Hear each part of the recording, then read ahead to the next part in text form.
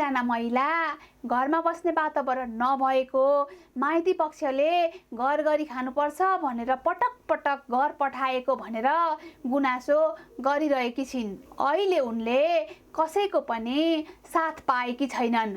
भोलि भइपरि आएमा मिडियामा ठुला ठुला हेडलाइन हुन्छन्, युट्युबलाई कन्टेन्ट हुन्छ, सामाजिक सञ्जालमा जस्टिस फर फलानो भनेर क्याम्पेन सुरु हुन्छ, आन्दोलन, झडप, आरोप प्रत्यारोप हुन्छ, को सही र को गलत भनेर बहस सुरु हुन्छ। अन्त्यमा डिप्रेसनमा थिई मरी भनेर निष्कर्ष निकालिन्छ।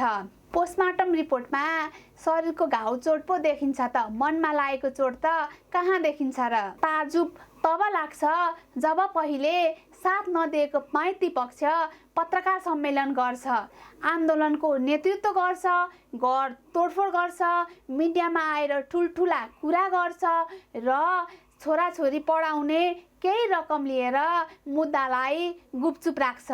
त्यसैले छोरीहरू हो, आफ्नो लागि आफै लड। प्रिय छोरीहरू, तिमीहरू संस्कारी मात्र होइन, साहसी पनि बन। यो समाजले तिमीलाई पटक पटक मार्छ र मर्न बाध्य बनाउँछ।